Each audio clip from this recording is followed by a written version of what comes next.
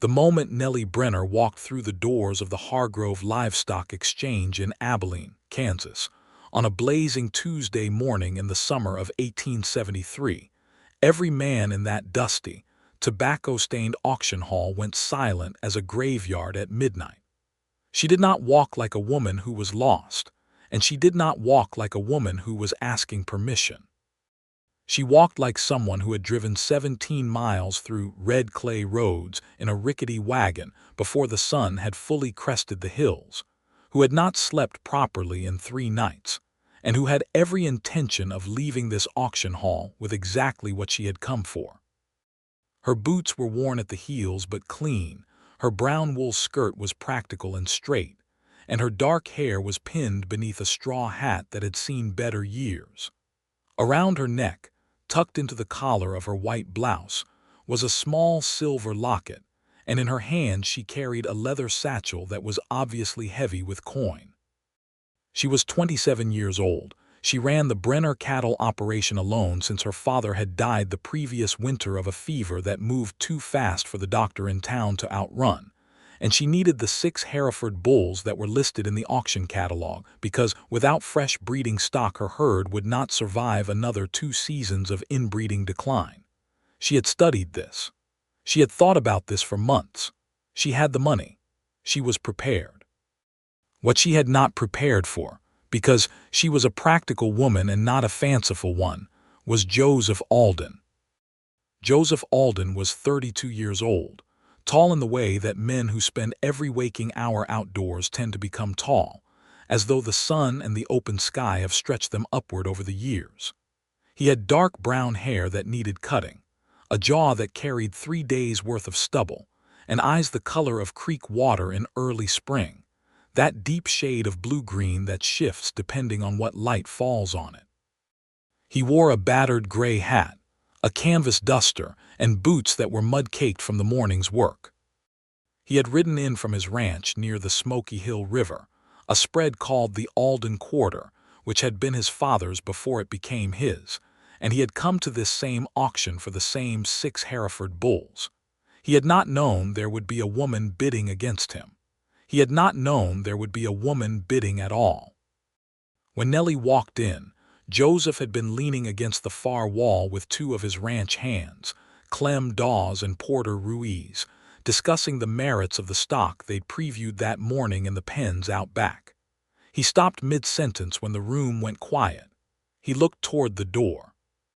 He saw her, and something in his chest did a small, startling thing that he immediately decided to ignore because he was here for cattle, not for distraction.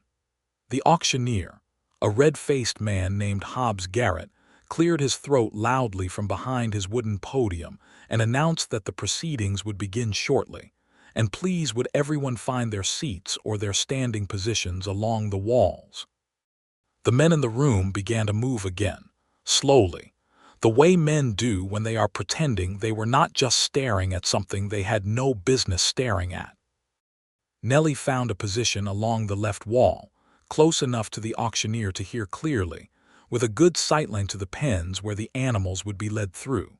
She pulled out her catalog, which she had already annotated in pencil with her maximum bids for each lot, and she waited with her arms folded and her expression completely composed. The auction opened with a lot of longhorn steers, which Nellie had no interest in. She watched the bidding carefully anyway, gauging the mood of the crowd, identifying the serious buyers from the ones who were there for sport or company. She noticed Hobbs Garrett's rhythm, the way he paused before accepting a bid, the way his eyes moved across the room. She noticed Joseph Alden because he was the kind of man that a room seemed to arrange itself around without knowing it was doing so. He stood with an easy, unhurried authority, and when he raised his hand to bid on a lot of yearling heifers that Nellie also had no interest in, she watched the way the other men around him deferred slightly, the way even the auctioneer's eyes went to him first. He was clearly known here. He was clearly respected. She made a mental note of him the way she made mental notes of everything at an auction, as a potential competitor for resources, and nothing more. The Hereford bulls came up in the 3rd lot of the morning. Hobbs Garrett described them with the enthusiasm of a man who knew exactly how much they were worth, and the men in the hall leaned forward collectively. These were exceptional animals. Deep-chested, heavy-shouldered, with the kind of bloodlines that auction houses in Abilene saw only a handful of times per decade. There were 6 of them, and they would be sold as a single lot, which was unusual, but the previous owner's estate had stipulated it. Nellie had known this. It was in the catalog. It was why she had brought enough to cover all 6. Opening bid for Lot 14, 6 registered Hereford breeding bulls. We will start at $300, Hobbs Garrett announced, and Nellie raised her hand. The room went quieter than it already was, if such a thing were possible. 300 from the Hobbs Garrett paused, visibly uncertain of how to proceed, because in all his years of running auctions in Abilene he had not catalogued a protocol for addressing a woman bidder. 300 from the lady on the left. 350, said a voice from the right side of the room. Nellie turned her head.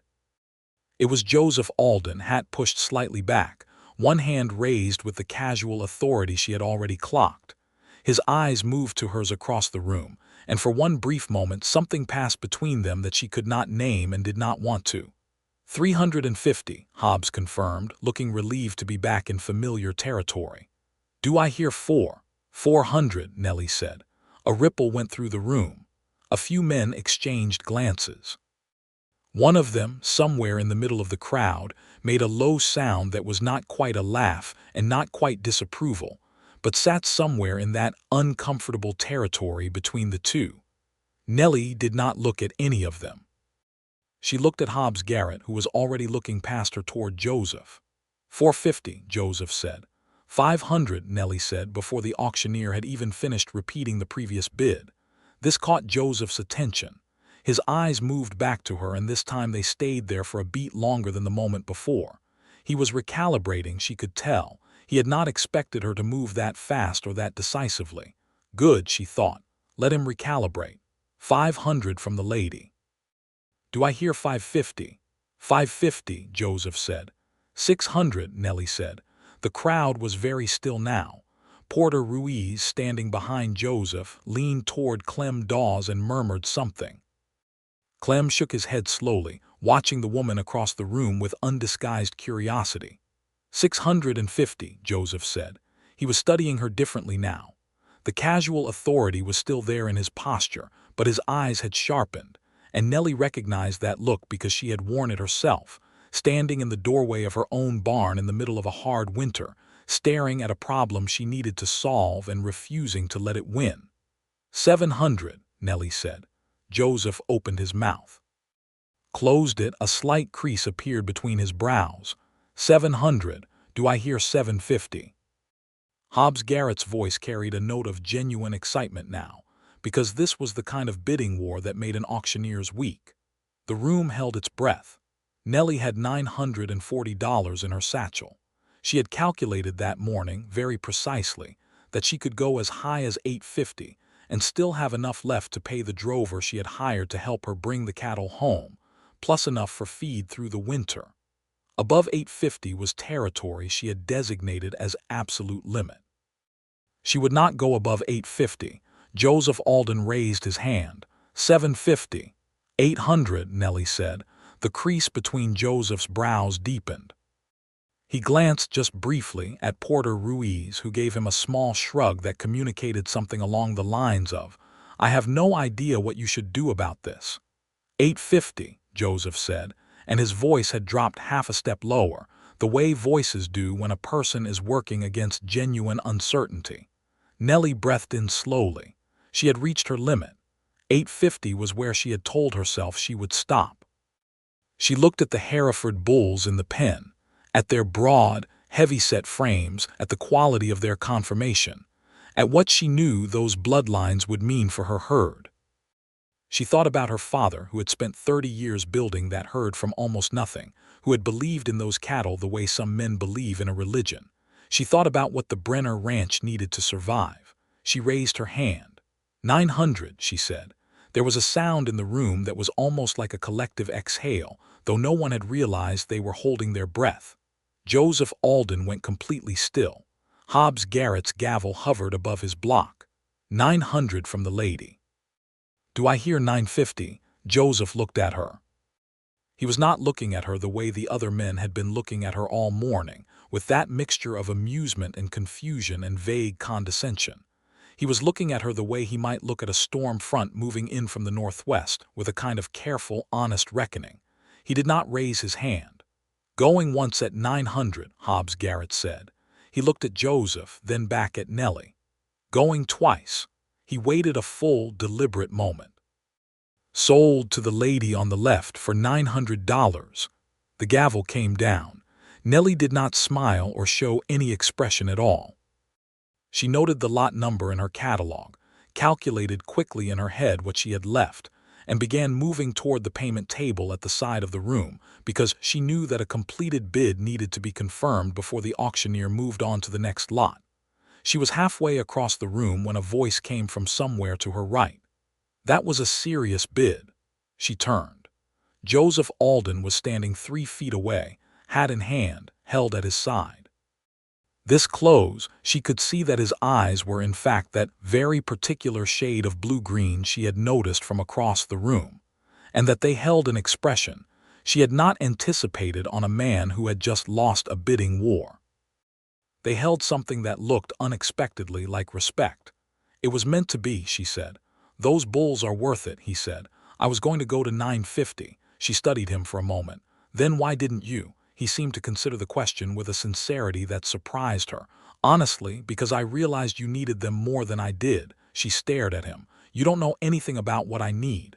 No, he agreed. I don't. But I know what a bid like that costs a person, and I know what it means when someone doesn't flinch at $900, and I figured the least I could do was not make you spend more than that. She did not know what to say to that. In her experience, which was admittedly limited when it came to the motivations of cattle ranchers in auction halls, men who lost bidding wars did not generally respond by standing in front of you to explain their gentlemanly reasoning. They usually walked away or they didn't come over at all. Nellie Brenner, she said, because it seemed like the logical next move.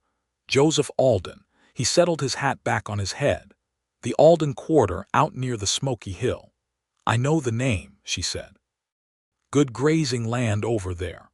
Some of the best in the county, he said, and there was no boast in it, just the plain satisfaction of a man who knows his land and is grateful for it.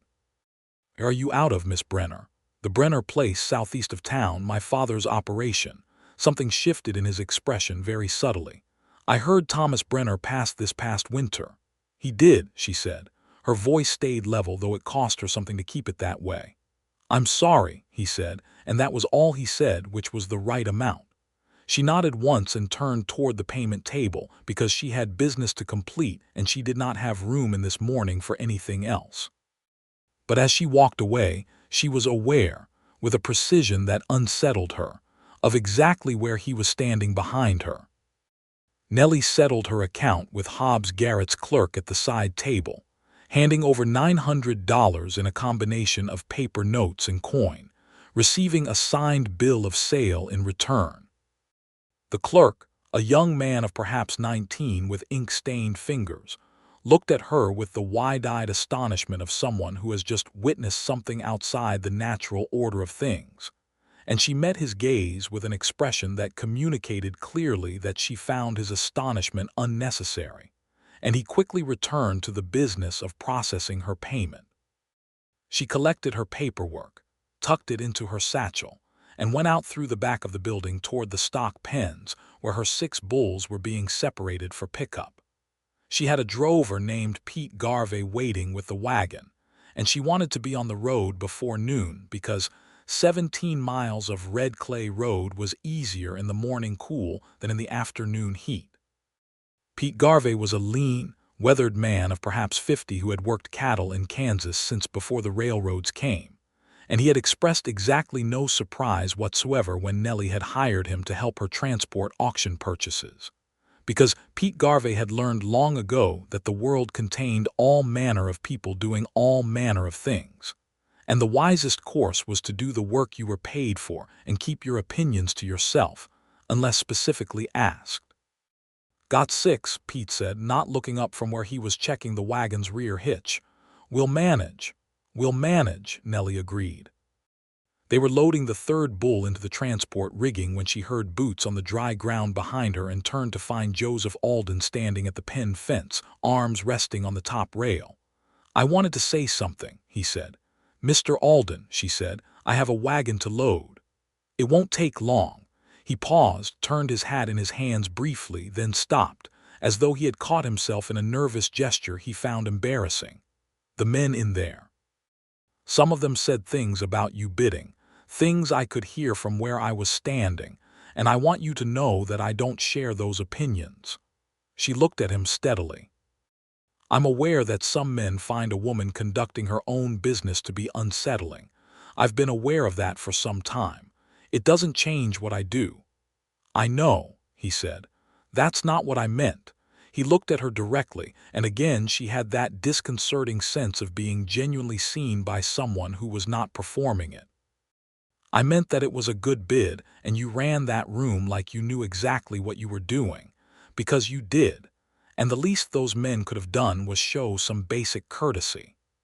Pete Garvey, who was pretending very hard to be absorbed in adjusting a leather strap on the fourth bull's lead rope, made a small sound that might have been agreement. Nellie studied Joseph for a moment. She was not accustomed to defenders and she was not looking for one, and yet there was something about the way he said it that didn't feel like defense, not really. It felt like simple honesty, offered without expectation of anything in return. Thank you, she said, which were 2 words she meant completely but said carefully because meaning them did not obligate her to anything else. Do you need help with the loading? He asked. I have Pete, she said. Right. He pushed off the fence, nodding. Safe drive back, Miss Brenner. He walked away. She watched him go for exactly the amount of time it took for Pete to say, quietly, Bull's ready, Miss Nellie. And then she turned back to the work at hand. The drive back to the Brenner ranch took most of the afternoon. The wagon rolled slow and careful, because 6 Hereford bulls who had spent the morning in an auction hall were not in the finest temperament, and Pete knew his business well enough to keep the pace steady and the animals calm. Nellie rode on the wagon seat beside him for the first few miles, then climbed down and walked alongside because the afternoon heat was building, and she found walking easier on her mind than sitting still. She thought about the auction, about the $900, about the thin margin she was now operating on as she went into the autumn. She thought about the calculations she would need to make over the coming weeks regarding winter feed and the 2 ranch hands she employed, Dewey Stalls and Marcus Cole, whose wages were already drawn as tight as she dared draw them. She thought about what her father had said to her in the last weeks of his illness, when his voice had gone thin and reedy but his mind had stayed sharp as a new knife. The cattle are the thing, Nellie, he had said. The cattle and the land. Everything else is paperwork. She had laughed at that, even through the grief of watching him fail, because Thomas Brenner had always had a way of reducing complicated things to their cleanest essentials. He had been a man of profound practicality, and she had inherited it so completely that sometimes she frightened herself with the coolness of her own assessments. The bulls were the thing. She had them now. That was what mattered. She did not think about Joseph Alden's blue-green eyes. She thought about him exactly twice more on the drive home, which she considered acceptable and not worth examining. The Brenner ranch sat in a gentle valley between 2 low ridges, with a year-round creek running along its eastern edge and enough grassland to support a herd of 230 head, which was what Nellie was running after last winter's losses. The main house was a solid 2-story structure of pine board and stone foundation that Thomas Brenner had spent 7 years building and improving, and Nellie had continued to improve it after him, adding a proper kitchen window and a covered porch that faced west to catch the evening light. Dewey Stalls was at the gate when the wagon came in, and his expression when he counted the bulls coming through was so openly delighted that Nellie felt a warmth spread through her chest that had nothing to do with the heat. "6," Dewey said. "You got all 6." "I got all 6," she confirmed. Dewey, who was 44 years old and had been on the Brenner ranch since before Nellie was born, took off his hat and held it against his chest in a gesture that was entirely sincere and slightly theatrical, which was exactly Dewey's way. "Thomas would have been proud," he said. "He would have complained about the price first," Nellie said. Dewey laughed, and Marcus Cole, who had been listening from the barn doorway, grinned and went back inside to prepare the bull pen. That night, after the animals were settled and the supper dishes were washed, Nellie sat on the covered porch with a cup of coffee gone cold and watched the stars come out above the ridge. The evening was quiet in the way that only the Kansas plains can be quiet, which is not truly silent at all but full of sound, cricket song and creek water, and the distant, contented sounds of cattle in a well-kept pasture. She allowed herself, in the privacy of the dark, to feel the full weight of the day. The fear she had not shown, the absolute controlled terror of raising her hand for $900 when she had told herself her limit was $850. The way her hand had gone steady even when everything inside her had not been. She allowed herself to feel that, and then she set it down, the way her father had taught her, because he had said that fear was useful as information and useless as a companion. She also allowed herself, in the same spirit of private accounting, to remember the way Joseph Alden had stood at the fence of that stock pen with his hat in his hands and said the things he had said, and the way it had felt to hear them. Then she took her coffee cup inside and went to bed. 3 days passed in the ordinary rhythm of ranch work. The new bulls needed settling into their pasture, which required careful management of the existing herd and more than one long afternoon of fence checking. Marcus was stung by a wasp, and his left hand swelled to the size of a small melon, so Dewey and Nellie split Marcus's work between them. There was a section of creek bank that had washed out in the last rain and needed reinforcing before it took a fence post with it. There was always something. On the 4th day after the auction, a rider came up the road from town. Nellie was at the barn, working on a harness that needed a new buckle, when she heard the hoofbeats and looked up to see a sorrel horse coming at an easy trot. The rider was Joseph Alden. She put down the harness. She did not particularly examine the small, startled thing that happened somewhere in the middle of her chest. She walked out to meet him because it would have been rude not to, and Nellie Brenner had been raised with manners. He pulled up and swung down from the horse in the economical way of a man who has dismounted 10,000 times and has no theatrics left about it. He touched his hat brim. "Miss Brenner." "Mr. Alden." She looked at him. "This is a ways out of your way." "I was in the area," he said, which was obviously not entirely true since the Alden quarter was on the other side of town entirely. He seemed to know she knew this because he amended it immediately. "I came to see how the bulls settled in." She studied him. "You rode 17 miles to check on bulls that aren't yours." "I rode 17 miles to check on the bulls I was bidding on," he said, "which gives me a certain kind of interest in their well-being, even if legally they belong to you." It was so reasonable-sounding an argument that she found herself almost smiling, which she converted quickly into a measured look of assessment. "They settled well. Come see for yourself if you want." She was not entirely sure why she said that, but she said it, and she turned and walked toward the pasture gate, and he fell into step beside her with that easy, unhurried quality she had noticed about him at the auction. They stood at the pasture fence and looked at the 6 Hereford bulls grazing in the late morning sun, their deep red coats catching the light, their heavy frames moving with an unhurried dignity that was, in its way, rather magnificent. "Good-looking animals," Joseph said. "They are," Nellie said. "Your herd needs them badly." She glanced at him sideways. "What makes you say that?" "The bid," he said simply. "You went over your own limit. Anyone watching could see when you decided to do it." She turned her head to look at him fully, because that was a precise observation, and she wanted to understand how precisely he saw things. My herd had 2 good bulls left after last winter, lost 3 to the fever and 1 to a fall. With the size of the operation, that's not enough to sustain proper breeding rotation.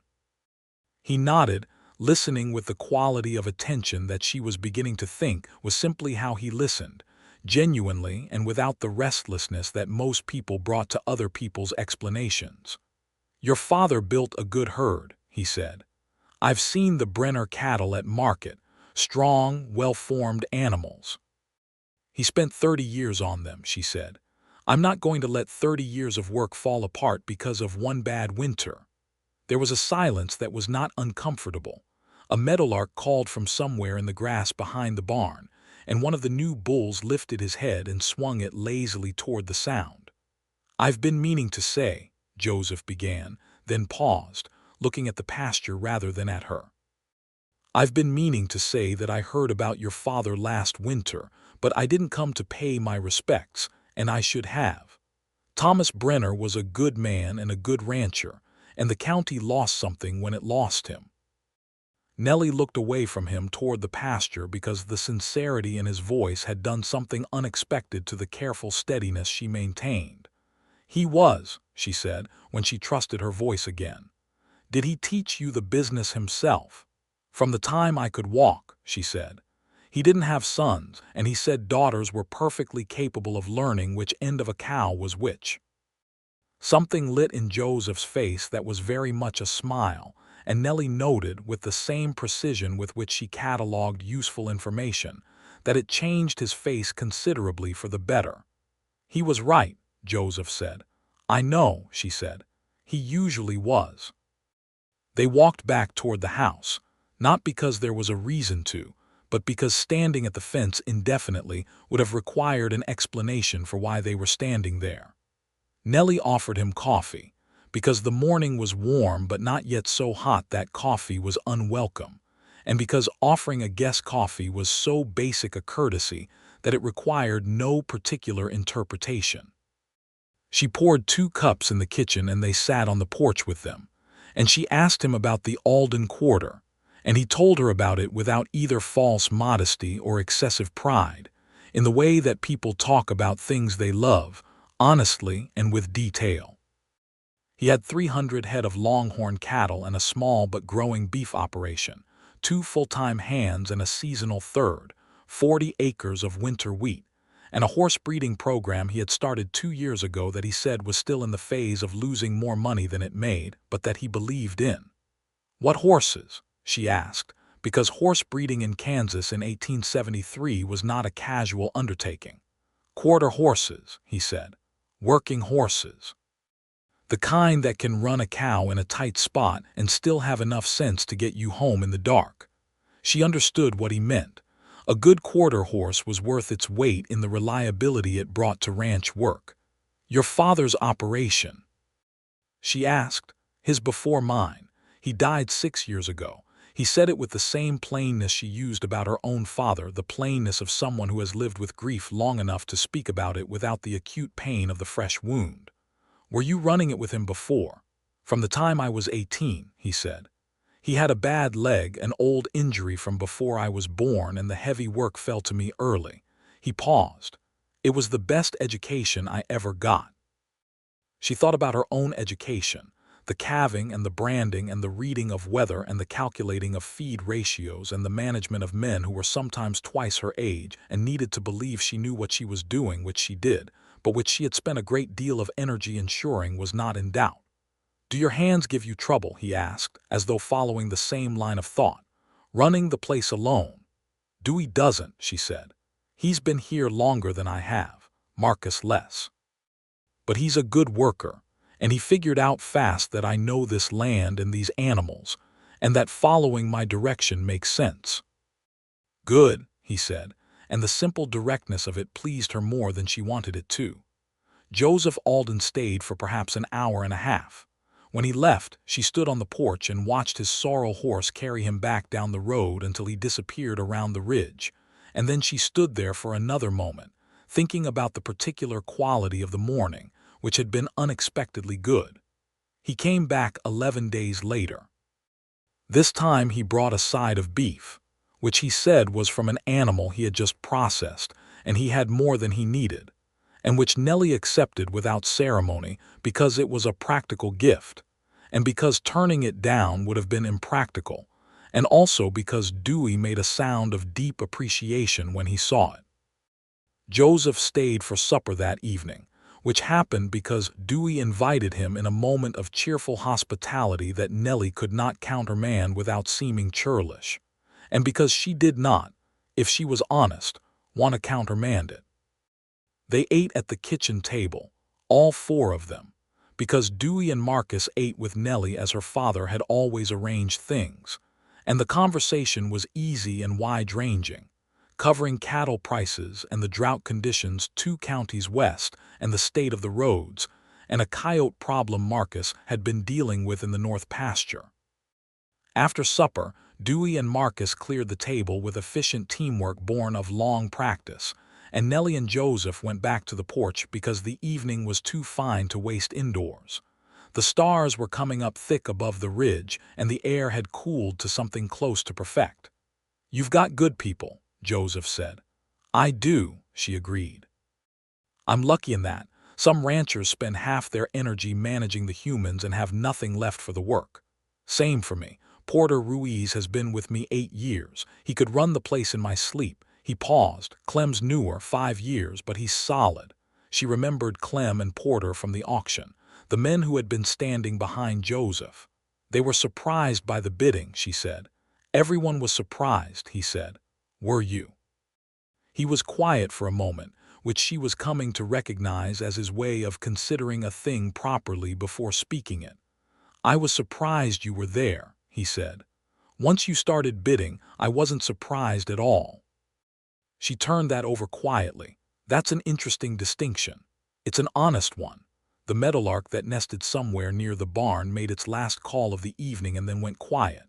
A coyote sounded once from the direction of the north pasture, and Nellie made a mental note to check Marcus's fencing plan in the morning. "Why did you really stop bidding?" she asked.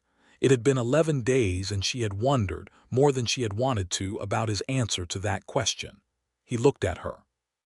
In the evening light, with the last of the sunset still on the western horizon behind him, his face was all plains and quiet thought. "I told you," he said, "because I saw what it cost you to make that bid, and I had other options for breeding stock, and you needed those bulls in a way that I didn't. You lost $400 worth of option because of that reasoning," she said. "I know. That's not the kind of decision most men make in an auction hall. I know that too." He turned his hat over in his hands, then seemed to realize he was doing it and set it on his knee instead. "My father used to say that there's a difference between competing and taking, and that a man who can't tell the difference isn't someone he'd want to do business with." She thought about that for a long time. Long enough that the stars had moved noticeably by the time she spoke again. "Your father sounds like someone I would have respected," she said. "I think he would have thought the same about you," Joseph said, and his voice had dropped to something quieter, the way voices go when a conversation has arrived somewhere unexpectedly real. Nellie did not sleep well that night, but not for unpleasant reasons. She lay in the dark in her upstairs room and listened to the creek and thought about things she had not thought about in a very long time. Things she had put aside when her father died and the weight of the ranch had settled onto her shoulders alone. Things she had told herself she did not have time for, which was true, and which she also recognized as a convenient truth. She was 27 years old.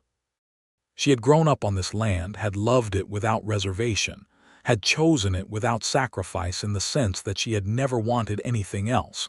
But she had also, in choosing it, accepted a particular kind of solitude that she had never been entirely at peace with, though she had been too busy to sit still with it long enough to say so. Joseph Alden came back again 2 weeks after that, and then 2 weeks after that. And then the interval shortened to 1 week, without either of them saying that it had shortened or why. He helped her with the creek bank repair one morning, rolling up his sleeves and working alongside Dewey with a cheerful competence that Dewey openly appreciated. He rode the north fence line with her one afternoon, and they talked for 2 hours about cattle and weather, and the economics of Kansas ranching and the railroad expansion, and what it meant for beef prices. And somewhere in the middle of all that talking, Nellie realized that she had not had a conversation this genuinely sustaining in longer than she could easily remember. He told her about his younger sister Clara, who had married a school teacher in Topeka and had 2 children, and wrote him long letters every month that he read on Sunday mornings. He told her about a summer when he was 22 and had driven cattle north with a trail crew, and how that experience had changed his understanding of what land meant to the people who lived on it. He told her about the horse breeding operation with the enthusiasm of someone who believes in a long-term project despite short-term losses, and she found herself genuinely interested because his reasons for believing in it were methodical and sound. She told him things too. She told him about the winter her father died, not the grief of it. She could not yet find the language for that in someone else's presence, but the practical reality of it. The weeks of managing everything alone while simultaneously managing her own loss, and how Dewey had quietly taken on extra work without being asked, and without making a point of it, and how that had been one of the most significant acts of kindness she had ever received. She told him about the cattle and what she was building, and why the breeding stock mattered so profoundly, because it was the foundation of everything her father had worked toward, and she intended to not only preserve that foundation but build on it. He listened to all of it with that quality of attention that she had come to understand was not a performance but simply who he was. And when she finished talking, he would say something that showed he had heard not just the words but the meaning behind them, and this, she realized, was extraordinarily rare. It was on a Saturday in late September, the air turned sharp and the grasses gone gold, that he came in the early morning and stayed until the sun had fully set, and somewhere in the middle of that day, while they were walking the ridge above the valley and looking out at the breadth of her land spread below, she understood that she was in love with him. She understood it the way she understood useful things, clearly and completely and without wasted sentiment, except that this understanding had an entirely different quality than the useful things. It was warm and slightly frightening, and suffused with a kind of clarity that was nothing like practicality and everything like it at the same time. She did not say it. She was a practical woman, and saying it required the right conditions and the right moment, and the knowledge that the saying would not land in empty air. What she said was, "It's good land." And he stood beside her and looked out at the valley in the autumn light and said, "The best I've seen." And the way he said it, the slight emphasis on the word best, and the way his eyes moved to her face when he said it, told her a great deal. They were riding back down the ridge in the gathering early evening dark when his horse, the sorrel, shied at something in the grass, some rustling creature, and stepped sideways, and Joseph steadied it with the automatic, practiced calm of an experienced horseman, and the movement brought his horse close beside hers, and their knees almost touched in the narrow space between the animals, and he looked at her in the fading light, and she looked back at him. And neither of them said anything for a moment that felt much longer than a moment. "Miss Brenner," he said, and then stopped. "Mr. Alden," she said, and there was the very beginning of something that might have been a smile at the corner of her mouth. "I wonder if you'd tell me," he said, "whether my coming here has been welcome, whether the visits themselves have been, apart from any practical purpose." She considered him. "If they had not been welcome," she said carefully, "I would have told you." "That's true," he agreed. "But there's a difference between not unwelcome and welcome." "There is," she said. He waited. "They have been welcome," she said, "more than welcome." Something shifted in his face. That quiet, careful expression opened into something warmer, something less composed, and it was that small, unguarded moment that she thought she would remember longest out of everything. "Good," he said, and the word carried the whole weight of what he meant.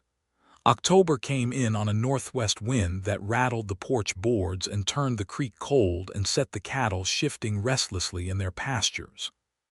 Nellie's preparation for winter was methodical and thorough, the hay cut and stored, the winter wheat for the kitchen garden accounted for, the barn insulated where the boards had warped. She was in the midst of this when a rider came from town with a letter. The letter was from a man named Gerald Whitmore, who was a land speculator from St. Louis, and it contained an offer to purchase the Brenner Ranch outright. The offer was significant. It was not enough in Nellie's estimation, but it was significant, and the letter's language suggested that Mr. Whitmore was accustomed to making offers that were not refused. She read the letter twice, standing in the kitchen, then set it on the table and went about her afternoon's work. When Joseph came 2 days later, she showed him the letter without preamble. They were sitting at the kitchen table with coffee, and she slid it across to him, and he read it with the same quiet attention he brought to everything. When he finished reading, he set it down and looked at her. "What are you going to do?" "Write back and decline," she said. His expression did not change, but something eased in his posture that told her he had been holding some tension in it. "Whitmore has a reputation," he said. "He does this through most of the county. Sends offers, and when they're declined, he sends them again larger." "I know," she said. "A woman named Carline Patterson told me about him when I was in town last week. He got hold of the Patterson parcel east of here after her husband died." She paused. She didn't have the resources to hold on. "Do you?" he asked, not because he was doubting her, but because he was taking the situation seriously on her behalf. "Yes," she said. "I have the operation, I have the hands, I have the stock. What I have less of right now is cash after the bulls." She turned her coffee cup in her hands. "But the operation is sound. The bulls will improve the herd by spring. By next fall I'll have a significantly stronger market offering." He nodded, following the arithmetic of it. "If Whitmore comes again with a higher offer—" "I decline that too," she said simply. "This land isn't for sale, not to him, not to anyone." He was quiet for a moment. Then he said, "What if he applies other kinds of pressure?" She met his eyes. "Then I deal with it." Something in the way she said it made him pause. "Would you tell me if that happened?" She considered the question with the seriousness it deserved. "Yes," she said, because the honesty between them had become something she protected. "I would."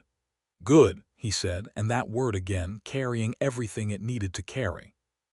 She wrote back to Gerald Whitmore that afternoon, politely and firmly, declining his offer and stating that the Brenner property was not available for purchase under any circumstances.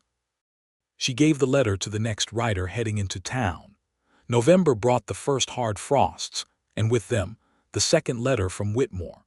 The offer was higher, 30% higher, and the language was somewhat less polite than before, with a sentence near the end that suggested Miss Brenner might want to consider whether operating a ranch of this size alone, without the guidance of a man of experience in such matters, was truly in her long-term interest.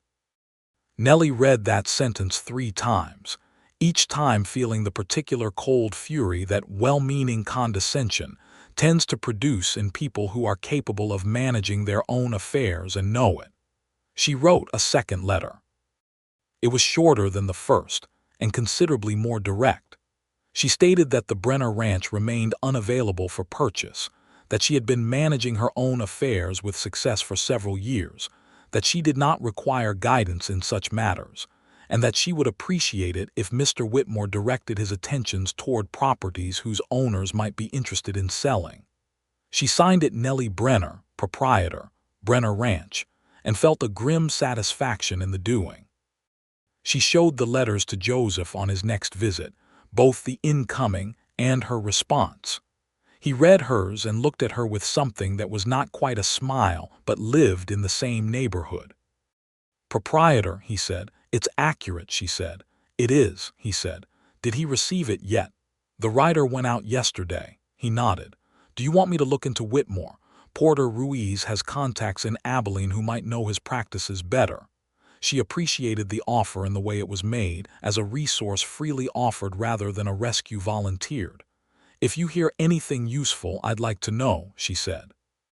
What Porter Ruiz's contacts in Abilene reported, via Joseph, was that Gerald Whitmore had a pattern of making 3 offers before escalating to legal challenges, typically involving obscure clauses in original land grants or boundary disputes. This information was useful, and Nellie used it to visit the county land office and ensure that every piece of her paperwork was completely in order, which it was, because Thomas Brenner had believed in documentation with the same fervor with which he had believed in good breeding stock. Whitmore sent a 3rd letter in December, which was his highest offer yet and also his most explicitly pressuring, suggesting that certain parties were interested in the water rights to the creek that ran along the Brenner property's eastern boundary, and that challenges to those rights were possible. Nellie took that letter to her lawyer in Abilene, a quiet and precise man named Mr.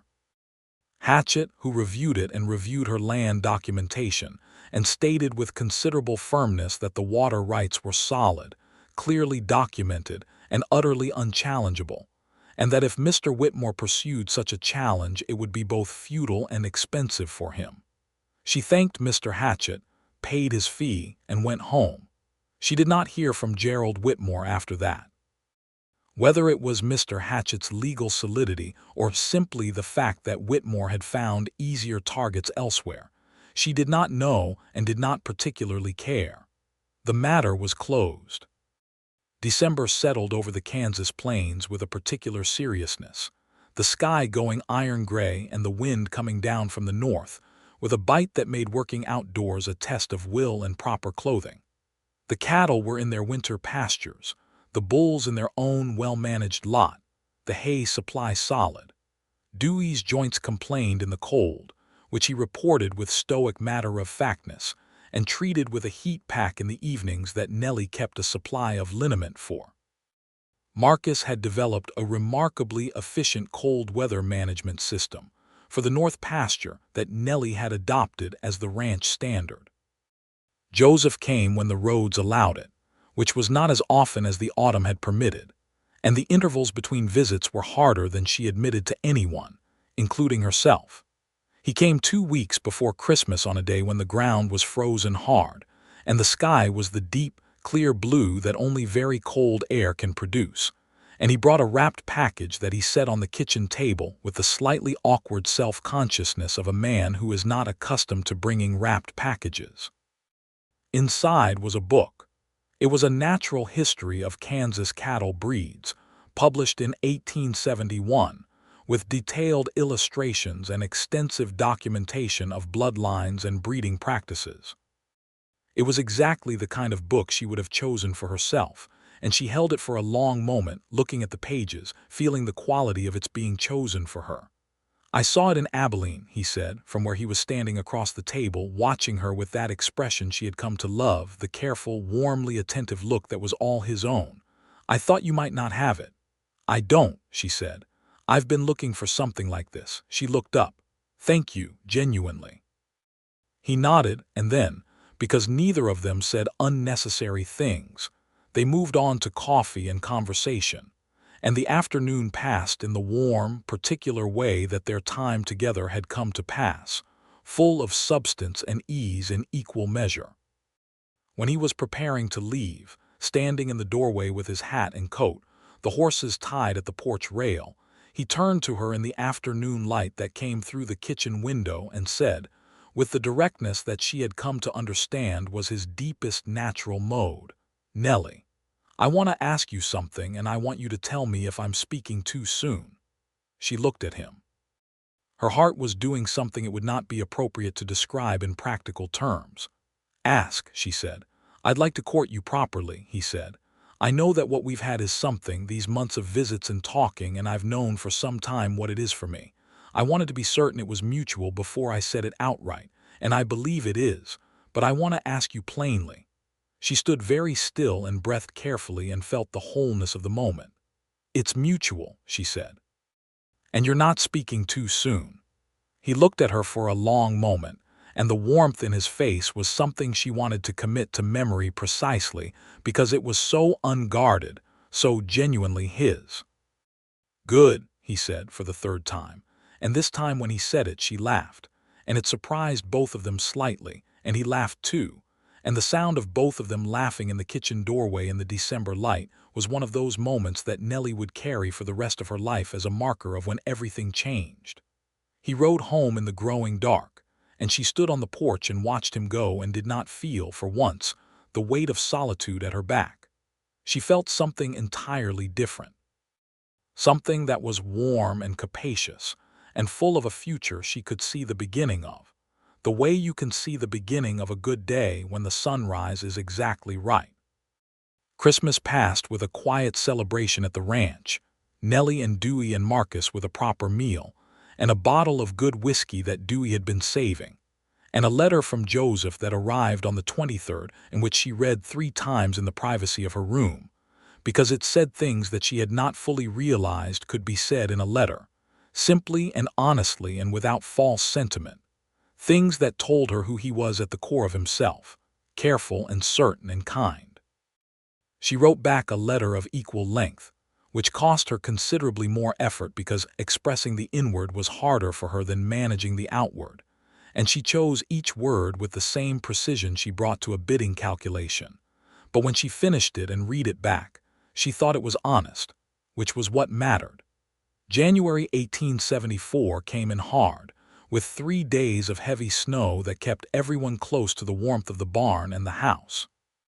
Nellie spent those days on accounts and planning, laying out the spring calving schedule and the breeding rotations for the new bulls, and reading sections of the natural history book by lantern light in the evenings. When the roads were passable again, Joseph came, and this time he came with something more in mind than a visit. He came with a proposal. It was nothing elaborate. He had not, she thought later, over-prepared it into something theatrical because that would not have been him. He came in the afternoon and they walked the south pasture fence together as they often did, and he said, while they were walking, with the same directness he used for everything that mattered to him, "Nellie, I'd like you to marry me if you're willing." She stopped walking. He stopped beside her. "I've thought about this a great deal," he continued, "and I want to tell you exactly what I'm thinking so you have the full picture." He turned to face her, there in the winter pasture with the snow still on the ground and the cattle's breath making small clouds in the cold air. "I'm not asking you to leave this place. I know what this ranch means to you, what it meant to your father, what you're building here. I have the quarter, and it's good land, but I'm not asking you to choose between your land and a life together. I've been thinking about how we might work both properties together as partners in that and in everything." She looked at him. "That's a complicated arrangement." "It is," he said. "I think we're both complicated enough to manage it." She felt something that was not quite a laugh and not quite a sob, somewhere in the honest territory between the two. She looked out at her pasture, at the winter grass under the snow, at the solid lines of her barn and her house against the sky. Then she looked back at him, at his patient, clear, earnest face, at those blue-green eyes that had been the last thing she thought about last night and the first thing this morning. "Yes," she said. "I'm willing," he breathed out. She had not realized until that moment that he had been holding some of it, some carefully managed tension, and the release of it showed her that despite his steadiness, he had been genuinely uncertain, and this moved her more than anything else could have. He reached into his coat pocket and brought out a ring. It was a modest, beautiful thing, a small garnet set in plain silver, and he had clearly thought about it carefully because it was practical enough to wear while working and lovely enough to be a proper emblem of what it meant. "It was my mother's," he said. She held out her left hand and he slid it on, and it fit, which Nellie, being who she was, noted as a promising organizational detail, and which also made her eyes sting with a warmth she allowed to show for exactly the right amount of time before she blinked it back and said, "It's beautiful." "She would have liked you," he said. "Very much." They stood in the winter pasture for a long while after that, talking about how they would arrange things, practical and warm in equal measure, the way their conversations always were, and the horses at the fence post waited with philosophical patience. They married in April, when the Kansas plains had turned green and the meadowlarks were back in the grass, and the creek was running high and clear. The ceremony was at the small church in town, performed by the minister, Reverend Blaine, who was a cheerful and efficient man who kept weddings moving at a good pace and did not over-elaborate on the sentiments. Dewey wept unashamedly in the front pew and did not apologize for it. Marcus sat beside him with the rigid formality of a man determined to maintain composure, and mostly managed it. Porter Ruiz and Clem Dawes were there from the Alden quarter, and Porter had dressed in a good coat and combed his hair with evident care, and Clem had shined his boots to an impressive degree. Joseph's sister Clara had come from Topeka with her husband, James Whitfield, a tall, quiet man who appeared to genuinely love Clara in the way that was obvious from 20 feet away, and their 2 children, a boy of 6 named Robert and a girl of 4 named May, who had insisted on carrying a bunch of wildflowers from the roadside and had managed to bring them successfully to the church, which she considered an achievement of the highest order. Nellie wore a dress she had made herself over the winter months, a deep blue wool that she had found in town and worked into a shape that was elegant without being impractical, because she was who she was even in a wedding dress. She had done her hair with more care than usual, and when she walked down the aisle and saw Joseph's face, which had done the thing she loved most about him, gone completely open and unguarded, she felt the full, unashamed joy of the moment without any of her usual careful management of feeling. The vows they said to each other were the traditional ones, but when Reverend Blaine reached the part about the conditions and the promises, and Nellie said, "I do," in a voice that was quiet and utterly certain, she meant every syllable with the full weight of everything she was. The arrangement they had discussed in the winter pasture worked as follows.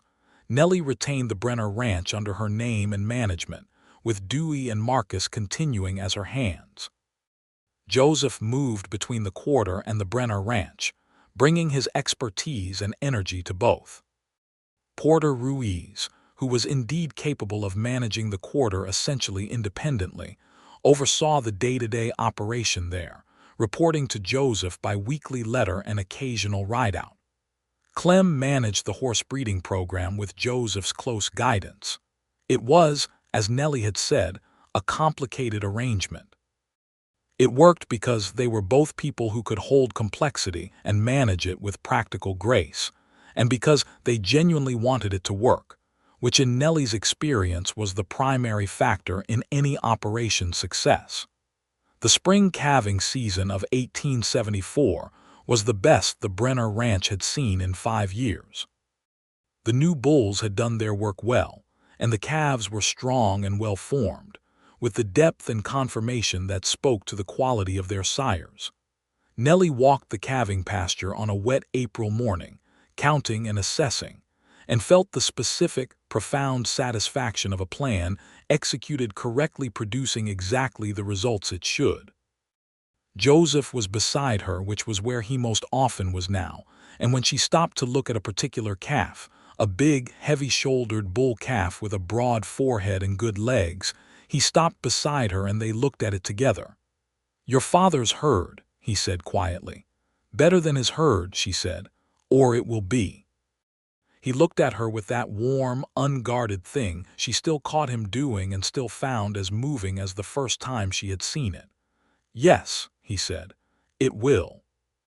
Their first child was born in the winter of 1874 in December, on a night when the wind was coming from the northwest with purpose, and the midwife from town, Mrs. Elara Bright, was in the kitchen with hot water and calm authority, and Dewey and Marcus were pointedly not in the house but were very conspicuously in the barn, doing work that could have waited until morning. The baby was a boy. He was named Thomas Joseph Alden, for 2 men who had built things worth inheriting, and he came into the world with a considerable opinion of his own importance, expressed loudly and at length, which Nellie considered a reasonable beginning. Joseph held his son in the circle of lantern light, sitting on the edge of the bed, and his face did the unguarded thing so completely that there was not a trace of his usual careful composure anywhere in it, and Nellie watched him and felt the full, specific happiness of that moment, one she had not been certain she would ever have, and which she had and which was real. "Thomas," Joseph said very quietly to the furious small person in his arms. Thomas Alden, 4 hours old, appeared to find this acceptable and subsided slightly. The years that followed were good years. Not easy, because the Kansas plains in the 1870s did not offer easy. The weather was unpredictable and the market was volatile and the work was unceasing, but good in the deeper sense, full of purpose and partnership and the accumulation of the life they were building. The Brenner Ranch grew steadily. Nellie's breeding program, anchored by the 6 Hereford bulls she had bid $900 for on a summer morning in 1873, produced a herd that was increasingly recognized for quality. By the autumn of 1876, she was selling cattle at market premiums that her father had never achieved, not because Thomas Brenner had been a lesser rancher, but because his daughter had carried his work forward with both his steadiness and her own particular vision.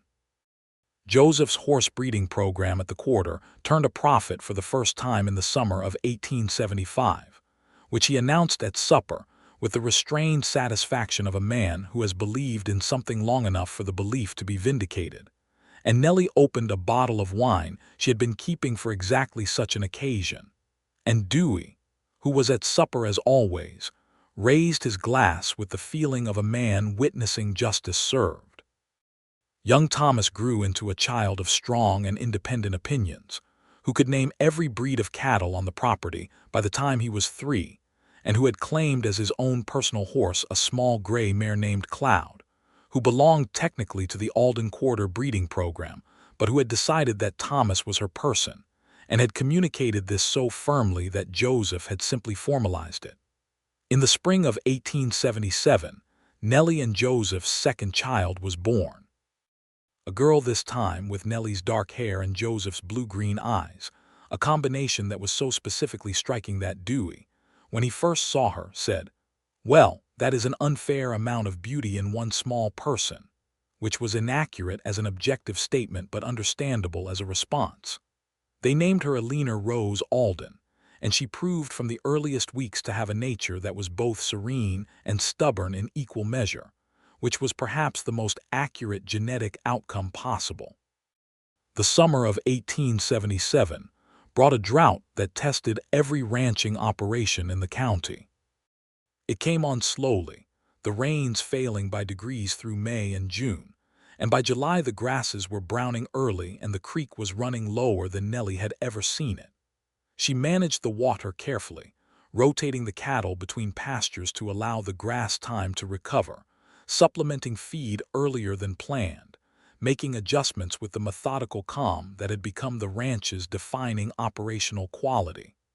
Other ranchers in the county were not as well positioned.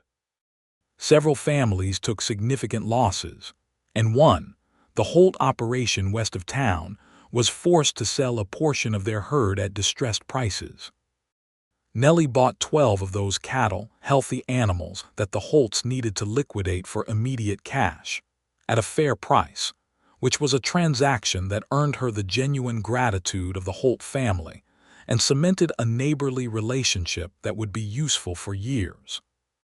Joseph managed the quarter through the same drought with the same practical steadiness, and they spent many evenings that summer sitting on the Brenner porch after the children were asleep, talking through problems and solutions with the combined intelligence of two people who understood the same things and thought about them differently enough to see what the other missed. This, Nellie thought, was the thing about partnership that she had not expected to be so practically valuable. Not the emotional sustenance, though that was real and irreplaceable, but the simple, material benefit of having someone to think with. The drought broke in September with 3 days of soaking rain that filled the creek to its banks and turned the pastures green again with almost visible speed. Nellie stood on the porch in the second morning of the rain and let it fall on her upturned face, and felt grateful in the deep, uncomplicated way that only a person who depends on rain for survival can be grateful for it. Joseph came and stood beside her, and after a moment he put his arm around her shoulders, and she leaned into him the slight degree that felt natural, and they stood there together in the rain and looked out at the greening pastures and the running creek and all the years of work that had made this particular moment possible. Thomas, who was 2 years old and had no opinions about rain that did not involve wanting to stand in it, appeared at the door behind them demanding access to the puddles, and the moment resolved into something domestic and warm and very much their life. By 1878, the Brenner Ranch and the Alden Quarter had become sufficiently intertwined in operation and reputation that people in Abilene spoke of the Alden Brenner outfit as a single entity, which was not legally accurate but was practically close to true. The horse breeding program was selling working quarter horses to ranches across 3 counties. The cattle herd was consistently among the highest quality market offerings in the region. The auction house where Nellie had spent $900 on a summer morning in 1873, Hargrove Livestock Exchange, held its annual sale each summer, and Nellie went every year. She was no longer the only woman there. By 1878, there were 3 other women who attended regularly as buyers, a development that Hobbs Garrett had adapted to with the pragmatism of a man who understood that cattle money spent by a woman cleared a debt just as effectively as cattle money spent by a man. In the summer of 1878, Nellie sold 4 of the 6 original Hereford bulls at the Hargrove auction. They were 5 years old and ready for retirement from active breeding, and they were still magnificent animals, and they sold at prices that made Hobbs Garrett bang his gavel with genuine feeling. She kept 2 of the original 6, because she had a sentiment about them that was not entirely practical, and she did not excuse the sentiment, because by now she understood that sentiment and practicality were not the enemies of each other that she had once believed. It was at that same auction, on the same late summer morning with the same particular quality of Kansas light coming through the high windows of the exchange, that she was standing by the left wall, catalog in hand, assessing the lots, when someone came to stand beside her. She turned. It was a young woman, perhaps 20 years old, in a good but worn dress, with a catalog of her own in her hand and an expression of fierce, concentrated determination that was immediately recognizable because Nellie had worn exactly that expression in this exact room 5 years ago. "Excuse me," the young woman said. "Are you Nellie Alden, the woman who runs the Brenner Ranch?" "Nellie Brenner Alden," Nellie said. "Yes." "My name is Julia Stanton," the young woman said. "I've got my father's operation to manage, and I came here to bid on some stock, and I was told," she hesitated, "I was told you might understand what that's like." Nellie looked at her for a moment, at the determination and the slight fear in equal measure behind her eyes, and felt a recognition that ran all the way through her. "What lots are you looking at?" she asked. Julia Stanton showed her the catalog, the lots she had circled, the notes she had made in the margins. Her system was good. Her bid calculations were reasonable. Her understanding of the stock was solid. "This one," Nellie said, pointing to a lot Julia had circled and then questioned with a pencil mark. "The confirmation on the shoulders. Look at the illustration in the catalog, but see them yourself before you bid. Go look at them before the lot comes up." Julia looked at her with an expression of such transparent gratitude that Nellie had to look away briefly, because it was too much like looking at herself. "Go look at them," Nellie said, "and stand where you can be heard when you raise your hand. Don't let anyone talk over you." Julia Stanton nodded once, with the exact quality of determined certainty that Nellie recognized as the appropriate response to good advice from someone who has been where you are going. She went. Nellie watched her cross the auction floor and felt something that was not quite pride and not quite tenderness, but lived in the territory between them. Joseph appeared at her elbow. He had been across the room talking to a cattle buyer from Topeka, and he came back to her now the way he always did, finding her without looking, arriving beside her without announcement. "Who was that?" he asked. "Julia Stanton," Nellie said, "running her father's operation." He followed her gaze to where Julia was making her way toward the back pens. "Will she be all right?" "Yes," Nellie said. She was certain of it. Joseph looked at her, and she saw, in his expression, the specific warmth of a man who is watching the woman he loves be entirely and fully herself. "5 years ago," he said, quietly enough that no one else could hear, "you walked through those doors and the whole room went still." "I remember," she said. "I was at the wall," he said, "and I looked at you and I thought that is a woman who knows exactly what she is doing." She turned to look at him. "And then you bid against me." "And then I bid against you," he agreed, with no apology in his voice because she did not require one. "Until I realized you were going to win." "I was always going to win," she said. "I know," he said. "That was the moment I understood that."